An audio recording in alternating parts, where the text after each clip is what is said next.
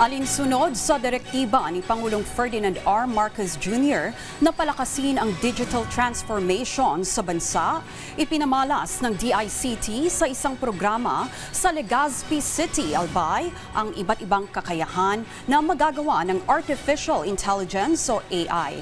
Layo nitong palakasin pa ng mga ahensya ng pamahalaan ang paghahatid ng serbisyo sa mga mamamayan. Si Gary Carillo ng Radyo Pilipinas, Albay, sa sentro ng balita.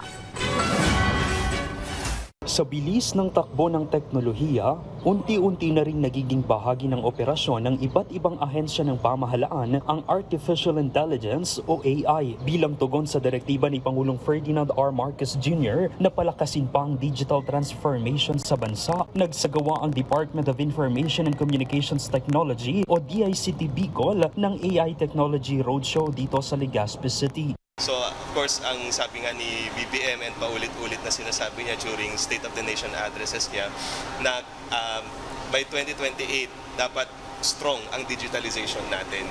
So kami naman sa DICT, we really make sure na lahat ng mga capacity building, lahat ng mga industry development initiatives ay ibabahagi natin.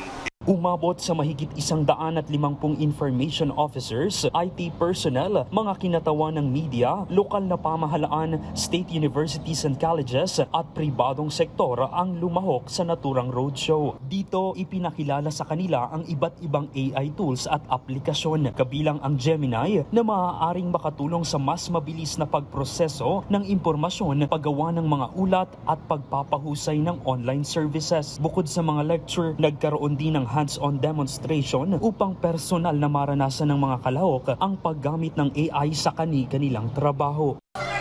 Kailangan talaga namin itong masyado kasi 'di ba, lalo na sa reporting and doon sa namin sa mga sock card, sa mga pinapopost namin sa social media, hindi na kami extra effort and yung time saver talaga siya. So bago, and this seminar talagang nakatulong sa amin para mas mapagaan and mas maging effective yung aming pagiging information officer.